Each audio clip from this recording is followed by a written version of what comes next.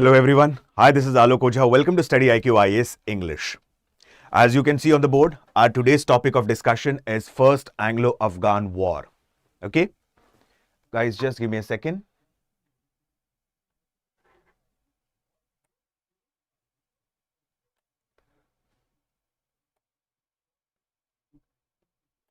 Yes, friends.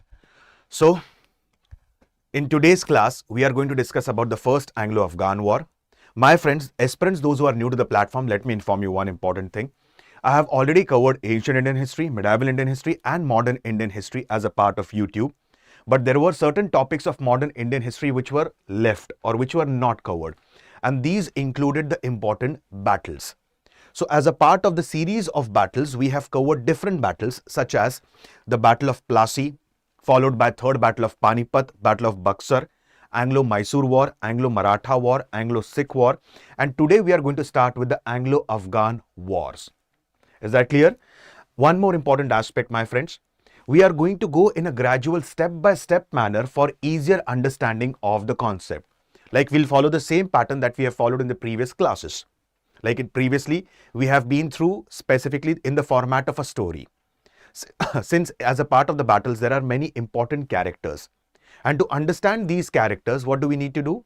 Specifically, we have to go in the format of a story in a gradual step-by-step manner. Is that clear? So my friends, without wasting any more time, let's begin our today's session on First Anglo-Afghan War. And before we understand about the First Anglo-Afghan War, we need to understand about the background of First Anglo-Afghan War. So it's a request to all of you. It won't be a lengthier video. It would be a short video of 25 to 30 minutes. But it is a very important one if you have to understand the First and the Second Anglo-Afghan War. So we'll try to understand the things initially from the perspective of map. Okay? And First Anglo-Afghan War, it took place during the time of Lord Auckland. And as per many historians, Lord Auckland is considered as one of the most unsuccessful governor generals. In fact, after the end of the First Anglo-Afghan War, it is believed that Lord Auckland was called back and another person was sent on his behalf as the new Governor General of India, whose name was Lord Ellenborough. So specifically, what was the role of Lord Auckland? Apart from this, why a tripartite alliance was created between Maharaja Ranjit Singh ji, Shah Shuja and English East India Company. So let's understand all of these important aspects. Clear? See friends, Central Asia, like before we understand about the First Anglo-Afghan War, we need to understand the Great Game. And in fact, Afghanistan was also the part of Great Game. In fact, we can say that Afghanistan, which is also referred as Graveyard of Empires, it was a cradle of Great Game between USSR and English East India Company. As we had seen, English East India Company was created way back in 1600. And English East India Company, like they established their factory, first factory in India, approximately around 1613 at a place called as Surat. Correct? With the passage of time, English East India Company established many factories on the east and the west coast of India. And in the coming years, English East India Company had established three important presidencies. The first presidency established by English East India Company was Madras Presidency. And the credit for creation of Madras Presidency goes to Sir Francis Day. Another important presidency that was created by English East India Company was Bombay Presidency. And the last important presidency that was created by English East India Company was Bengal Presidency. And the credit for creation of Bengal Presidency goes to Sir Job Charnock. So you will observe that around 1830s, English East India Company covered the major parts of India. Okay? It covered the major parts of India except certain parts of Punjab and Sindh. Okay?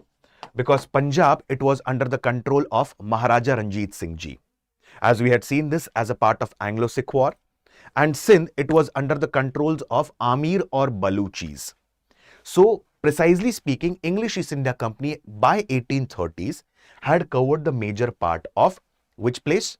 What we say India, except Punjab and Sindh. At that point of time, USSR was following the policy of expansionism.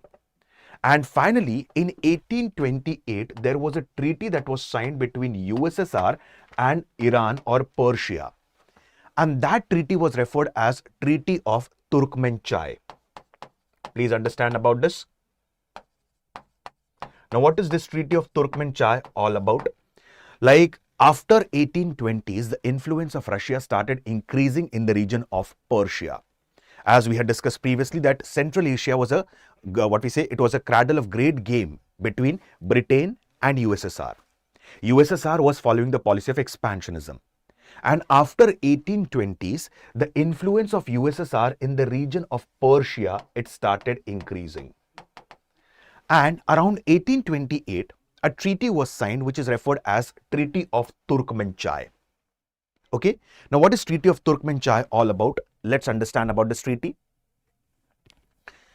As per Treaty of Turkmenchai, it is said that Persia had given many other places to Russia. For example, Persia had given these places. Like, as a part of Treaty of Turkmenchai, Erivan and Nakhchivan, that is present-day Armenia and parts of Azerbaijan, they were given to Russia. Apart from this, Persia was forced to give 20 million rubles in silver to Russia. But later on, that amount was reduced to half. So Persia paid 10 million rubles in silver to Russia. And that was nothing but Treaty of Turkmenchai. Hope so the points are clear to all of you. Just hold on. Okay. So you need to understand everything in depth and detail so that you can easily understand the entire story of the First Anglo-Afghan War. I'll repeat the points again. Central Asia and precisely Afghanistan was a cradle of great game between USSR and English East India Company. English East India Company, which was established in 1600, but till 1830s, it had covered the major parts of India except the parts of Punjab and Sindh. Sindh was under the control of Baluchis or Amirs of Sindh, and Punjab, it was under control of Maharaja Ranjit Singh ji. On the other hand, USSR, it was following the policy of expansionism. And by 1820s, the influence of USSR around the region of Persia, it started increasing. And finally, in 1828, a treaty was signed with Persia. Okay, so that treaty was referred as Treaty of Turkmenchai. The Treaty of Turkmenchai, it was signed between Russia and Persia. As per this treaty, Persia had surrendered many parts to Russia. For example, certain parts of Armenia, certain parts of Azerbaijan, they were given to Russia. Apart from this, Persia was forced to pay 20 million rubles in silver to Russia. But later on, that money was reduced to half. So finally, Persia paid how many rupees? 10 million rubles to Russia. Okay, that was nothing but Treaty of Turkmenchai. Now, this Treaty of Turkmenchai had a lot of impact on English East India Company. Now, the very first question that crops up in the mind of an aspirant, why did Treaty of Turkmenchai had a lot of influence on English East India Company? There was a reason behind this. In 1818, okay, 1888, as we had seen, the Cape, sorry, not 1888, I'm sorry, 1488, the Cape of Good Hope was discovered. So there was a trade route to India. Now, English East India Company was trying to find out the alternate trade route to India. Correct? And that trade route English East India Company believed was through the river Euphrates, which is one of the most important river of Persia. Like you might have studied in the ancient, history, Mesopotamian civilization. Mesopotamian civilization is located on the banks of two important rivers, that is Tigris and Euphrates River. So in 1488, already the Cape of Good Hope was being, through Cape of Good Hope, a sea route to India was discovered.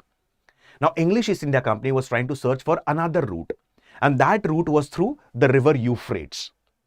Okay? Now, what happened? The Treaty of Turkmenchai between Russia and Persia completely destroyed the plans of English East India Company.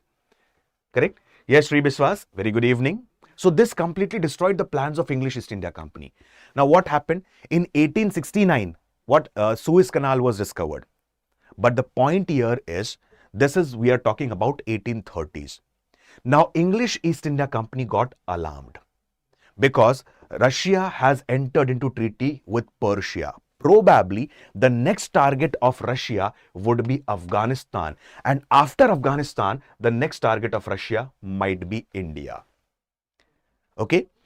In fact, we can say that it was from the time of Lord William Bentinck itself. Like English East India Company got alarmed about the intentions of USSR when they had followed the policy of expansionism. Forget about Lord William Bentinck. In 1807 itself, the Treaty of Tilsit was signed, if you remember. As a part of the Treaty of Tilsit, there was a joint alliance between the French East India Company and Russia. Simple words, Alexander I of Russia and Napoleon of France, and they combinedly are going to attack the territories of English East India Company in India. That was Treaty of Tilsit. True? So, specifically speaking, Russia probably had an eye over India. I had said probably. But after the Treaty of Turkmenchay, it became quite clear that the next target of Russia and Persia might be Afghanistan. And after Afghanistan, the next target of Russia might be India.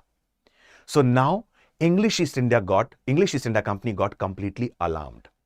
And in 1836, Lord Auckland, he became the Governor General of India. And now Lord Auckland, he wanted to do something. So what did he do? Now, at that time, the Amir of Afghanistan, the ruler of Afghanistan was Dost Muhammad. So now Lord Auckland thought that it is better to enter into the friendly alliance with Dost Muhammad if I want to stop the Russian threat. So what happened? Lord Auckland, he invited Dost Muhammad. And when Lord Auckland invited Dost Muhammad, he proposed the friendly alliance in front of Dost Muhammad. And Dost Muhammad was also ready for this. There was a reason behind that. Already the threat of Russia was lingering. First point. Second point, Dost Muhammad, the ruler of Afghanistan, he did not had cordial relations with the ruler of Persia. And the third important thing, Dost Muhammad was having an eye over the region of Peshawar. And Peshawar from 1834 was under the control of Maharaja Ranjit Singh ji. If you remember, my friends, we had studied the background of Anglo-Sikh War. And as a part of background of Anglo-Sikh War, we had studied the Treaty of Amritsar, which was signed in 1809. So as a part of Treaty of Amritsar, what was the clause? First thing, River Satluj acted as a boundary line between the territories of English East India Company and Maharaja Ranjit Singh ji. First thing. Second important thing, the territories to the north of River Satluj would belong to Maharaja Ranjit Singh ji. On the other hand, the territories to the south of River Satluj will belong to English East India Company. Apart from this, English East India Company had promised Maharaja Ranjit Singh that we are not going to claim Kashmir, Peshawar and Hazara. So Peshawar was captured by Maharaja Ranjit Singh ji in 1834. And Dost Muhammad had made many attempts to conquer the region of Peshawar from Maharaja Ranjit Singh. But in every attempt, he failed. So, when Lord Auckland, he invited Dost Muhammad for a friendly alliance, this person, the Dost Muhammad, he was ready for it. Okay? Because Dost Muhammad, he was already facing three problems, as I've told you. The very first problem was the threat that was lingering from the side of Russia. Second important was the ruler of Afghanistan, Dost Muhammad, he did not had cordial relations with ruler of Persia. And the third important thing, this person, Dost Muhammad, was continuously aspiring to acquire the region of Peshawar from Maharaja Ranjit Singh. And every time, in every attempt, he failed to acquire the region of Peshawar. So now, Dost Muhammad said, do not worry. He said to Auckland, do not worry, I will enter into friendly alliance with you. Okay? But I have one condition. And that one condition is that you help me in acquiring the region of Peshawar from Maharaja Ranjit Singh ji. And already we have discussed that Peshawar was under the control of Maharaja Ranjit Singh, and English East India Company, as a part of Treaty of Amritsar, had said to Maharaja Ranjit Singh, we will not interfere in this region. So if English East India Company helps Dost Muhammad in acquiring the region of Peshawar from Maharaja Ranjit Singh, this would be the breach of Treaty of Amritsar.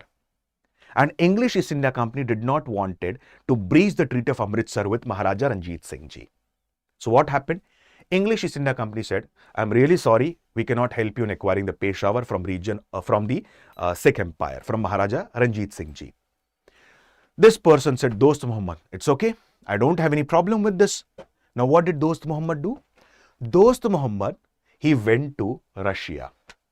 In fact, Dost Muhammad, he started making good alliances with the ruler of Persia and USSR. Okay, in fact, it is said that there was a very grand welcome of the ambassador of Russia, whose name was Jan, Captain Jan. Okay. A grand welcome was given to Captain Jan by whom? Dost Muhammad, the ruler of Afghanistan. And now English East India Company got infuriated. On one side, he is not entering into the friendly alliance. On the other side, he is approaching our enemy, Russia.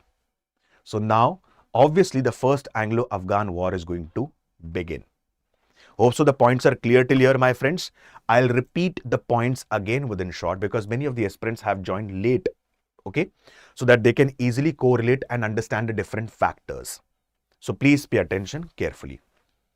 Within next 1 to 2 minutes, I'm going to repeat all the important points so that you can clearly understand the background of the entire story.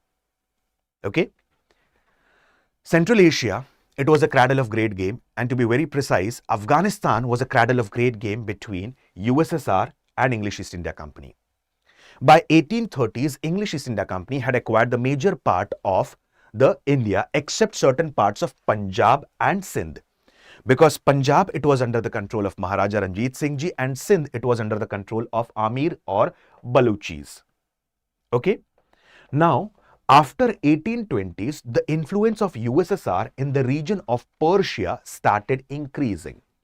And finally, in 1828, there was a treaty that was signed between USSR and ruler of Persia, and that treaty is referred as Treaty of Turkmenchai.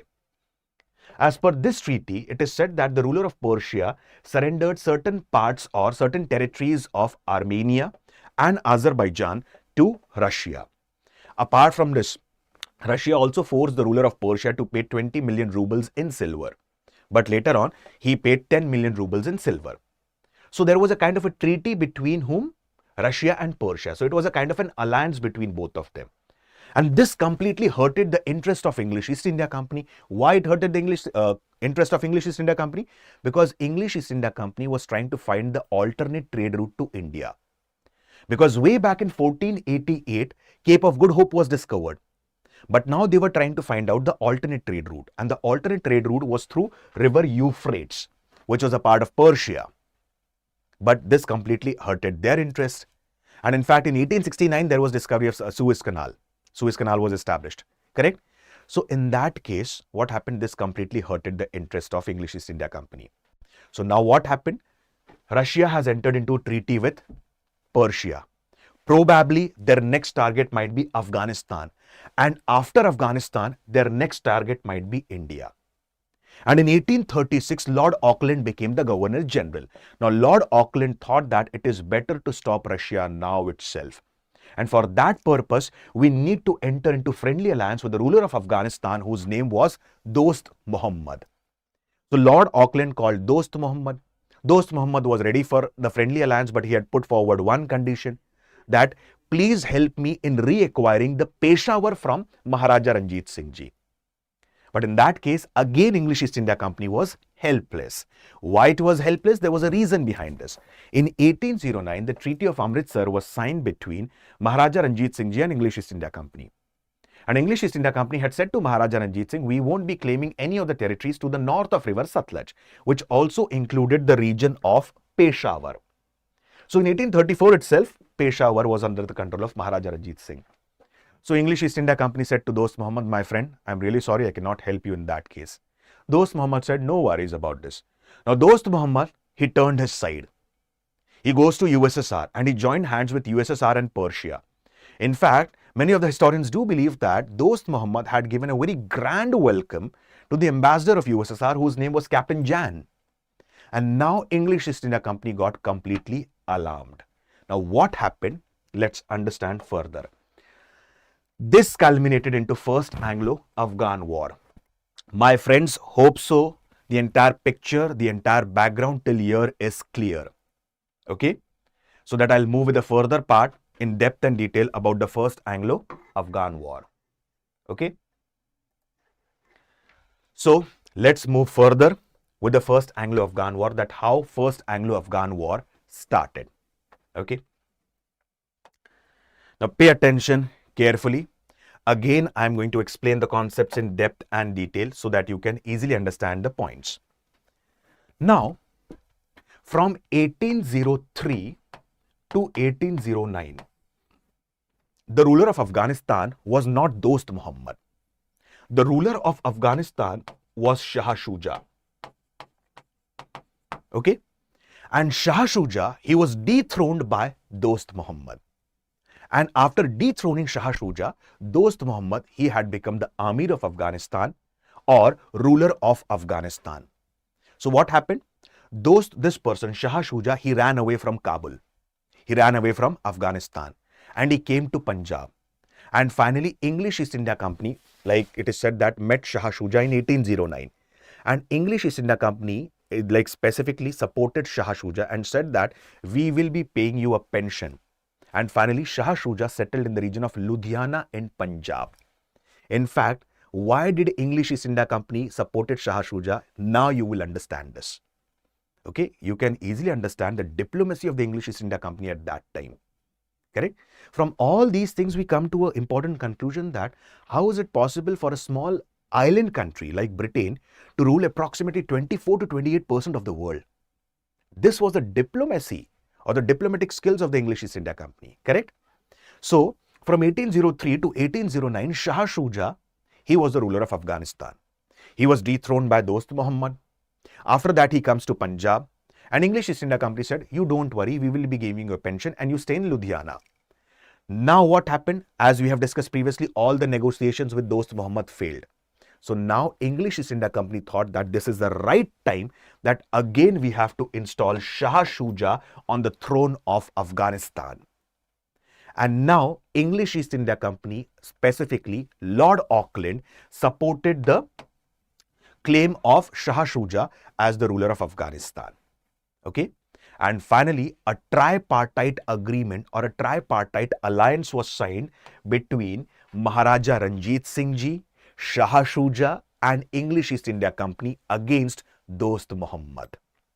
Okay. And this tripartite agreement was in 1838.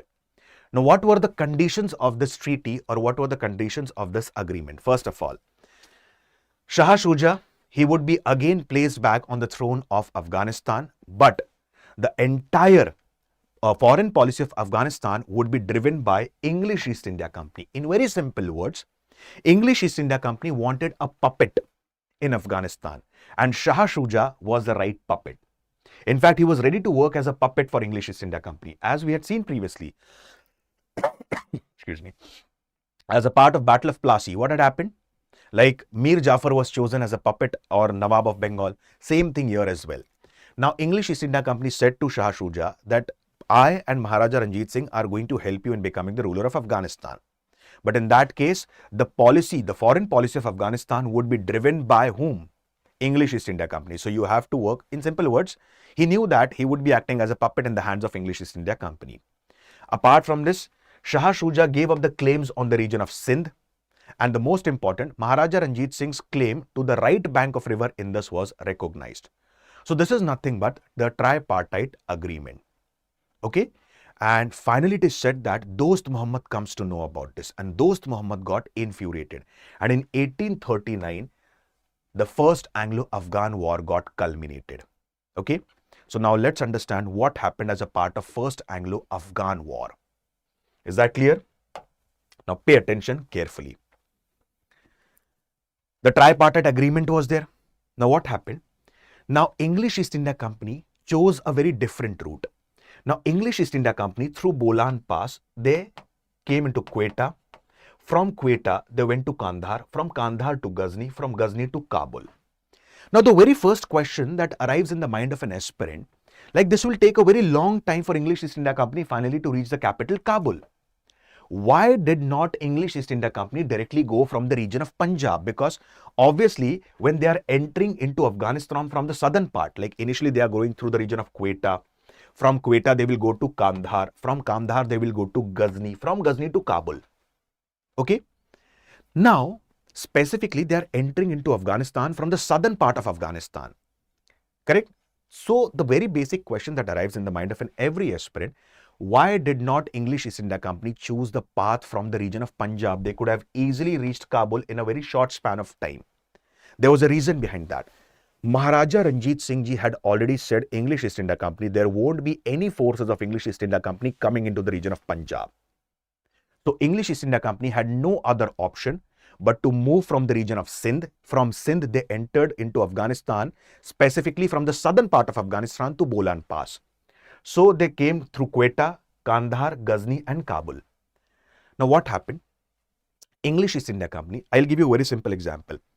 The amirs of Afghanistan or the rulers of Afghanistan, they did not maintain a regular standing army. And they were heavily dependent on the Afghan tribal chief. So under the ruler of Afghanistan or Amir of Afghanistan, there were many tribal chiefs. And these tribal chiefs used to support the rulers of Afghanistan. So on the way, when English East India Company was going to Kabul through Quetta, Kandahar, Ghazni, what happened? They started bribing the tribal chiefs. And when the tribal chiefs, they were bribed, what happened? They started supporting the claim of Shah Shuja and English East India Company. And finally, English East India Company captured the Quetta in March 1839. Kandahar was captured in April 1839.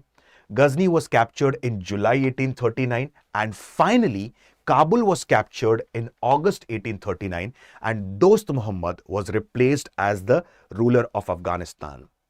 And the new ruler of Afghanistan was Shah Shuja. Okay. Hope so the points are clear till here. My friends, I'll repeat. English East India Company, they followed a very different path. English East India Company, they chose the path from Quetta. Through Bolan Pass, they entered into Quetta. From Quetta to Kandahar, Kandahar to Ghazni, Ghazni to Kabul. And on the way, they started bribing all the tribal chiefs who were supporting Dost Muhammad. So all the tribal chiefs, now they were on the side of Shah Shuja and English East India Company. And finally, in August 1839, Dost Muhammad, he was dethroned as the ruler of Afghanistan, and Shah Shuja, he was made as the next ruler of Afghanistan. Okay. Now what happens in further part of the story? Let's throw light upon that. Moving ahead, it is believed that Shah Shuja was a very cruel ruler.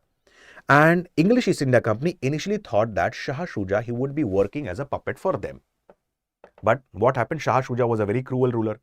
Now, immediately after the First Anglo-Afghan War, the Sikh forces and the forces of English East India came back to India. Okay, they left Afghanistan. But a British resident was kept in the court of Shah Shuja. Apart from this, there were certain forces of English East India Company also there in the region of Afghanistan. So, majority of the forces, they came back to India, but there were certain forces of English East India Company in Afghanistan and there was a British resident in Afghanistan. Now, the forces of English East India Company thought that we have to stay for a very long span of time in Afghanistan. So why don't we call our families here? So the forces started calling their families to Afghanistan. Now tribal chiefs did not like this. Like they thought that Shah Shuja is actually a puppet for English East India Company.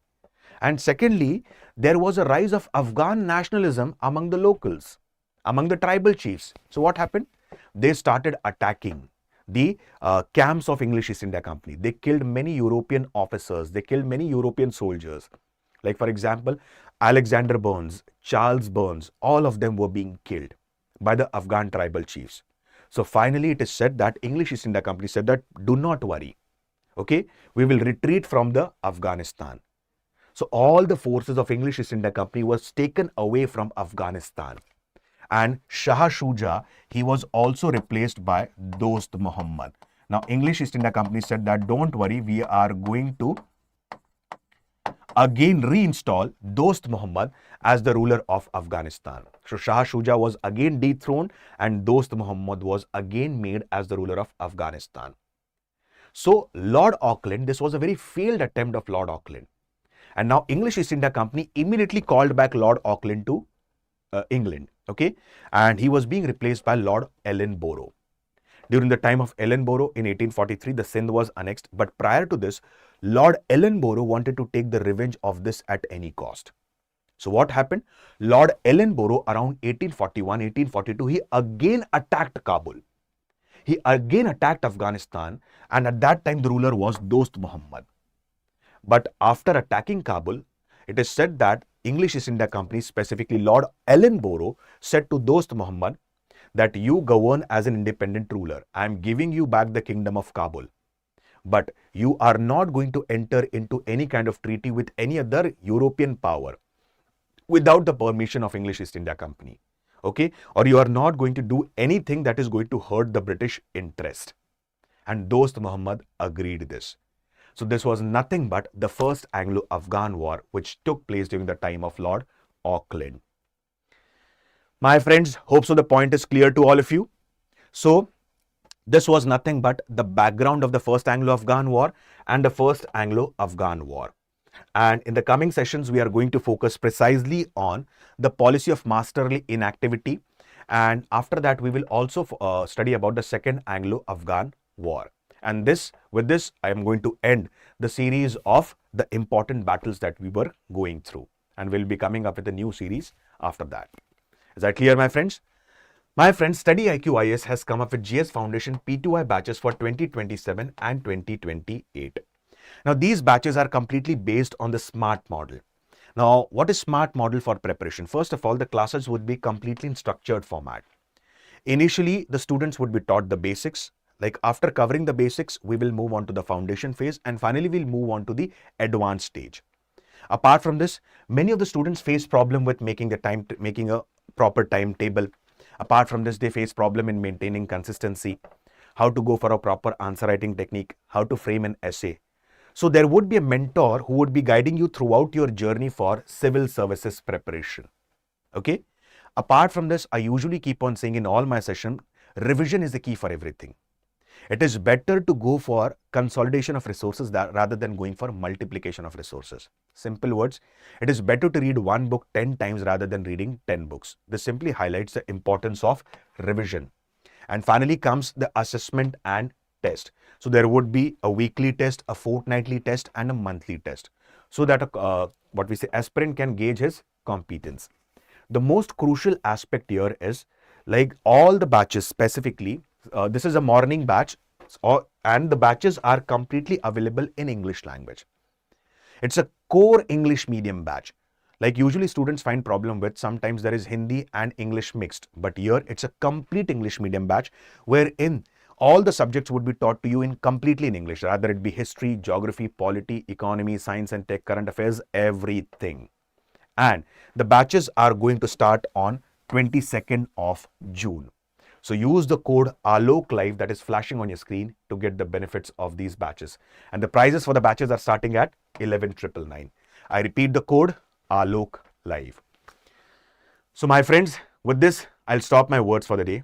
See you guys with the next session on policy of masterly inactivity. And finally, we'll also study about the second Anglo-Afghan war. Hope so you have understood the first Anglo-Afghan war. With this, I'll stop my words. Thank you and have a very nice day. Bye-bye everyone. Jai Hind.